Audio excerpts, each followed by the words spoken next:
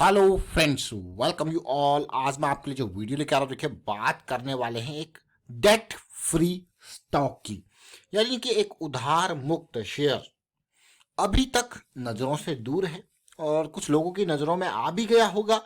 लेकिन multi bagger stock क्या ये बन सकता है? बहुत सारे क्वेश्चंस आपके मन में जरूर होंगे, लेकिन मैं आपको बार बार कहता हूं कि प्रोसेस को फॉलो किया कीजिए, रिस्क को मैनेज करना है। मल्टी बैगर हो या अपर सर्किट, वो बात की बात है। तो चलिए समझते हैं डिटेल में। और आगे बढ़ने से पहले मैं आपको बता दूं, अगर आपने अब तक चैनल को सब्सक्राइब नहीं किया तो जल्दी से सब्सक्राइब कर लें, बेल आइकन को प्रेस कर लें, जिससे आपको नोटिफिकेशन आती रहेगी। प्राइस एक्शन सीखने के लिए आप मेंबरशिप ज्वाइन कर सकते हो, ज्वाइन बटन पर क्लिक करके। अब जरा तसल्ली से देखिए ये स्टॉक को। अब अभी तो इसका पहला लेग मैं कहूंगा, एक बढ़िया लेग। देखिए, जब तक हम डाउन ट्रेंड में थे, डाउन ट्रेंड की परिभाषा अगर आपको नहीं पता तो ये सबसे बेसिक है। The series of lower high and lower low is called down trend.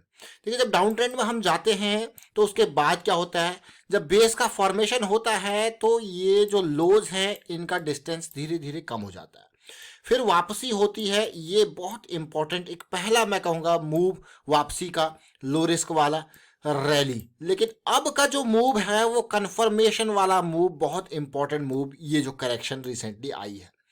But अगर आप तसल्ली से देखो, जैसे हम बार बार कहते हैं कि स्मार्ट मनी को देखो, स्मार्ट मनी आपको दिखी, करेक्शन आया, स्मार्ट मनी गायब। अब देखिए रिजॉल्व हो रहा है करेक्शन, तो इंपॉर्टेंट है कि नहीं ये स्टॉक। अब टारगेट 139 का शेयर है, क्या टारगेट 220 230 का अचीव हो जाएगा? क्योंकि ये देखिए सबसे पहले तो ये एरिया, फिर ये एरिया, बहुत इंपॉर्टेंट एरियाज है। लेकिन जैसा कि मैं बार बार आपको कहता हूं कि फ्रैक्टल नेचर ऑफ मार्केट को समझने की कोशिश कीजिए। क्या? Fractal nature of market. अभी इसको समझेंगे और साथ के साथ अभी मैं इसके एक और मैं कहूँगा आरएसआई की तरफ लेके चलेंगे आपको। और आप देखिए आरएसआई सुपर मोमेंटम एरिया में प्रवेश किया, करेक्शन आया, अब एक करेक्शन रिजॉल्व हो रही है। एमएसीडी हम मोमेंटम में आ चुके हैं, मोमेंटम में आने के बाद हमें पहली करेक्शन ये देखने को मिल रही है। तो कुछ चीज़ें आपके फेवर में जरूर है, लेकिन यहीं तक नहीं रुकेंगे, छोटे टाइम फ्रेम यानी कि वीकली पे भी जाएंगे, उसको भी देखेंगे और समझेंगे। सबसे पहले और मोस्ट इंपॉर्टेंट पार्ट मैं आपको बार बार कहता हूं इम्बैलेंसेस के बारे में। देखिए इम्बैलेंसेस अपने आप में बहुत बड़ी चीज है। लिक्विडिटी के बारे में, लिक्विडिटी अपने आप में बहुत बड़ी चीज है। Now you will say what is imbalance? The sudden rise in price, इस तरीके से प्राइस जब भागने लग जाता है, so there is an imbalance जो उसकी वजह से होता है। तो वो इम्बैलेंस रिमूव करने के लिए देखिए अलग अलग टर्मिनोलॉजीज हैं, उसी चीज को आप इम्बैलेंस कह दोगे। कई लोग कहेंगे नहीं, प्राइस जब भागा है तो definitely there will be a correction till the time, जहां उस एरिया तक, टिल द एरिया जहां तक आपका लास्ट जो है पीक्स थे वहां तक करेक्शन आएगी। क्योंकि जो प्राइस का मूव हुआ है वो किसी स्मार्ट मनी की वजह से हुआ है। जब स्मार्ट मनी मूव जनरेट करती है तो डेफिनेटली इसका ये मतलब नहीं कि वो वहीं तक रुक जाएगा। अगर इसको और खरीदना है तो वो प्राइस को कम वॉल्यूम के साथ गिराएगा। याद रखें, क्या करेगा? कम वॉल्यूम के साथ गिराएगा, क्योंकि उसका जो नेट ओवरऑल जो है वो बाइंग में उसका पॉजिटिव ही रहना चाहिए। तो अगर उसने जबरदस्त तरीके से खरीदा है और प्राइस, कई बार आपने देखा होगा प्राइस गिरता है बहुत जबरदस्त तरीके से। अगर इसी को देख लो, 170 से ये सीधे गिर के पहुंचा 120, ये पूरी रेंज देखो, देख रहे हो? और इसी पूरी फॉल में अगर आप वॉल्यूम देखो, ये 4-5 ये देखिए वीक्स का, तो वॉल्यूम नदारद है। मतलब देखिए प्राइस कब गिरेगा, सबसे पहले एक बेसिक चीज को आप समझिए, प्राइस कब गिरेगा? जब कोई भी सस्ती प्राइस पे बेचने को तैयार हो जाएगा तभी तो प्राइस नीचे गिरेगा। यानी कि सेलर जब सस्ती प्राइस पे बेचने को तैयार हो जाएगा तभी प्राइस नीचे गिरेगा। याद रखें इस पार्ट को भाई। जब सेलर सस्ते में, इसका मतलब सप्लाई वो नीचे करते जा रहा है, आपको बेच, जितने भी बायर हैं उनको सेटिस्फाई कर दे रहा है, जितने भी कम रेट पे वो खरीदने को तैयार है। यानी कि जो सेलर है वो कम प्राइस पे बेचते जा रहा है, प्राइस को नीचे ले गया। ठीक है, अब प्राइस कब बढ़ता है? आपके मन में क्वेश्चन होगा भाई, सिर्फ सीधे सीधे लॉजिकल आंसर, जब खरीदने वाला, सेलर तो हमेशा चाहेगा कि वो प्रॉफिट में रहे, और वो प्रॉफिट में रहेगा तो ऊपर बेचने की कोशिश करेगा। लेकिन जब खरीदने वाला जिस हिसाब से सेलर डिमांड कर रहा है उस हिसाब से पैसे देने को तैयार है तो प्राइस ऊपर जाएगा। सेलर तो और महंगा बेचेगा, और महंगा बेचेगा, आ भाई तो और ऊपर आ, और ऊपर आ। तो इसका मतलब जब बायर महंगी प्राइस पे बेचने को तैयार है तो प्राइस ऊपर जाएगा, और सेलर सस्ती प्राइस पे बेचने को तैयार है तो प्राइस नीचे आएगा। एक डिफरेंट तरीके की एक लेमन वाली लैंग्वेज से हमने आपके सामने बात करी। अब आप ये देखिए, अब आपको अगर मैं देखूं तो प्राइस कहां तक आया, आप कहोगे यार ये बिल्कुल इस पीक तक आया है, आया कि नहीं आया? देखिए 110 का रेंज क्या है, ये बिल्कुल एग्जैक्ट यही पीक है। अगर आप देखोगे तो इस पीक तक जब प्राइस आया है तो अब क्या प्राइस वापसी कर रहा है। अगर मैं इसी पार्ट को देखूं तो काइंड ऑफ मुझे ये एक स्प्रिंग सिचुएशन देखने को मिल रही है। ये कंपनी कौन सी है, मैं देखिए हम बहुत सारी बातें करने लगे। कंपनी जय कॉर्प लिमिटेड, अगर हमने आपने अभी तक नाम नहीं देखा तो जय कॉर्प लिमिटेड 2500 करोड़ का मार्केट कैपिटलाइजेशन इसका, 140 का भी का प्राइस देखिए इसका। डेट ना के बराबर मैं कहूंगा। प्रॉफिट ग्रोथ पिछले 3 साल का जबरदस्त है। प्रोमोटर होल्डिंग भी अच्छी खासी है, कोई गिरवी रखे हुए शेयर्स नहीं है और पी रेशियो भी 22 के अराउंड ट्रेड कर रहा है। कंपनी का काम क्या है देखिए, बाकी सारी चीजें हमने देखी लेकिन कंपनी के काम को भी देख लेते हैं। कंपनी ने धीरे धीरे करके अपने काम को और एक्सप्लोर किया यहाँ पे, और 1985 की ये कंपनी है जो कि मेजरली स्टील बिजनेस में है, प्लास्टिक प्रोसेसिंग बिजनेस में है और स्पिनिंग यार्न्स इसके हैं। साथ के साथ अब ये अपने प्लास्टिक प्रोसेसिंग बिजनेस को एक्सपेंड कर रही है, साथ के साथ नए एरियाज में भी फोकस कर रही है। और वो नए एरियाज क्या हैं, वो है इमर्जिंग अपॉर्चुनिटी जो कि स्पेशलाइज्ड इकोनॉमिक जोन्स है, इंफ्रास्ट्रक्चर से रिलेटेड है, वेंचर कैपिटल है, रियल एस्टेट से रिलेटेड है, इनके ऊपर भी काम कर रही है ये जय कॉर्प। अब जय कॉर्प को आप तो इतना देख लो और मार्केट कैपिटलाइजेशन कम नहीं है, अच्छा खासा मैं कहूँगा 2500 करोड़ का मार्केट कैपिटलाइजेशन। लेकिन ये हमने वीकली चार्ट को देखा। अभी हम कहाँ पे हैं वीकली चार्ट पे, अभी हम वीकली चार्ट पे एमएसीटी में मोमेंटम पे हैं और ऑल्दो हम बुलिश एरिया में ही यहाँ पे आरएसआई पे भी अवेलेबल है। लेकिन जैसे जैसे ये एरिया पार होगा देखिए तो क्या होगा, आरएसआई भी आपकी इसको क्रॉस कर लेगा।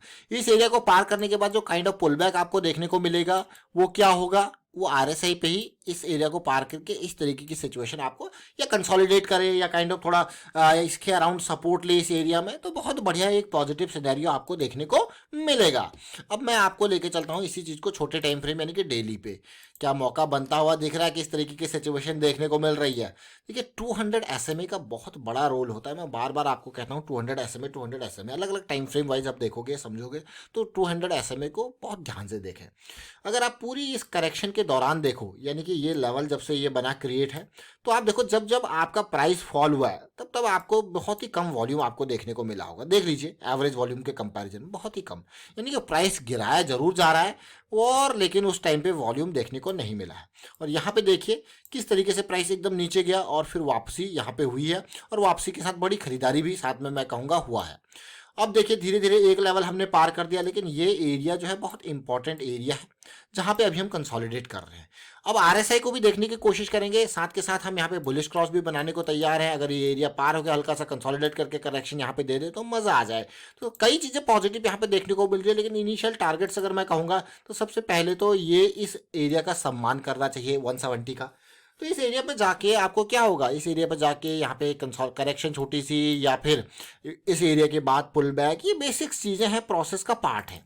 अब मैं आपको अगर अच्छी चीज़ बताऊं जो मुझे लगी यहाँ पे, वो है हम आरएसआई पे सुपर मोमेंटम एरिया में प्रवेश करके करेक्शन के बाद वापस ही जाने की कोशिश कर रहे हैं। एमएसीडी पे हम सेंट्रल लाइन से ऊपर आ चुके हैं। MACD again very important part, क्योंकि आरएसआई हम बहुत नीचे चले गए थे यहाँ से और यहाँ एक बार हम बियरिश एरिया में प्रवेश कर जाएं। देखिए ये कॉन्सेप्ट जो आरएसआई के है वो एंड्रू कार्डवेल, जिनको आरएसआई का भगवान कहा जाता है, उनकी ये थ्योरी है रेंज शिफ्ट की, जिसके ऊपर हम फोकस करते हैं।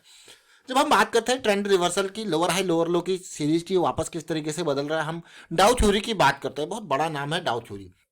वाइकॉफ की हम बात करते हैं एकुमुलेशन डिस्ट्रीब्यूशन साइकिल की, और स्प्रिंग की बात करते हैं, साइन ऑफ स्ट्रेंथ की, साइन ऑफ वीकनेस की बात करते हैं। ये वाइकॉफ भी, ये अपने आप में बड़े बड़े नाम है और इस तरीके से बहुत ऐसे नाम हैं प्राइस एक्शन की सीरीज में, टेक्निकल एनालिसिस में बहुत नाम है, सबकी अपनी अपनी मैं कहूँगा थ्योरीज हैं। लेकिन उन थ्योरीज में चाहे आप एलियट की बात करो, वाइकॉफ की बात करो, डाउ थ्योरी की बात करो, यहाँ पे प्राइस और भी कई देखिए, चाहे अलग अलग सबके कॉन्सेप्ट्स हैं, चाहे मैं कहूँगा एंड्रू कार्डवेल जी की बात करो। बट ओवरऑल क्या है, आपको ये देखना है कि हाँ प्राइस एक्शन, प्राइस किधर जा रहा है, प्राइस किधर जा रहा है और आपको लो रिस्क हाई प्रोबेबिलिटी और हाई मोमेंटम वाली अपॉर्चुनिटीज कब जो है मिल रही हैं, दैट इज इंपॉर्टेंट। अब जैसे जैसे ये एरिया पार होगा तो डेफिनेटली यहाँ पे आपको क्या एक लो रिस्क की अपॉर्चुनिटी बनती हुई दिख रही है इस एरिया में। देखिए यहाँ पे तो आपको यार वाह, ये तो बहुत ही बढ़िया बात है। देखिए, रिस्क कम होना चाहिए, प्रोबेबिलिटी अच्छी होनी चाहिए और मोमेंटम भी होना चाहिए। तो ये सारी चीज़ों का जब आप मिक्सचर देखते हो तब आपको मिलता है बढ़िया अपॉर्चुनिटी। मैं कहूँगा अगर मैं पिछली बार की तरह बात करूँ, same situation daily time frame पे जब रैली आई थी, जैसे मैंने आपको कहा हम यहाँ पे सुपर मोमेंटम एरिया में प्रवेश करके सपोर्ट लिए हैं, जैसे कि अभी सिचुएशन आप देख रहे हो। तो पिछली बार आप देखोगे तो उसके बाद क्या रैली आपको देखने को मिली, और ये प्राइस लेवल कहाँ पे था, 95 की रेंज, और 95 से सीधे गया था ये ऑलमोस्ट 170 तक। मतलब ये मान के चलिए 60% के अराउंड, तो 60 से 70% के अराउंड की रैली ये थी। बहुत ही कम रिस्क वाली अपॉर्चुनिटी आपको गैर, हाँ बिल्कुल डेफिनेटली बहुत ही कम रिस्क वाली अपॉर्चुनिटी थी। कैसा जबरदस्त ये रैली थी। उसी तरीके की सिचुएशन फिर से देखने को मिल रही है। लेकिन हमेशा याद रखें रिस्क को मैनेज करना क्यों इंपॉर्टेंट है। कभी अगर आपका जो प्लान है, जो आपने सोचा है, वो प्लान बनाया है, उसके अगेंस्ट चीजें गई, तो भाई जो उसके लिए कहाँ पे आप एग्जिट करोगे वो आपकी प्लानिंग में पहले ही शामिल होना चाहिए, ताकि आपको तब उस टाइम पे सोचना ना पड़े और सीधे सीधे एग्जिट कर पाओ, एक बड़े लॉस को जो है अवॉइड कर पाओ। तो चलिए फिलहाल वाइंड अप करता हूँ इस वीडियो को। उम्मीद करता हूँ समझ में आपको जरूर आया होगा। वीडियो अच्छा लगा तो शेयर जरूर कीजिए, लाइक कीजिए, प्राइस एक्शन सीखते रहिए, प्रैक्टिस करते रहिए, and thank you for watching the video.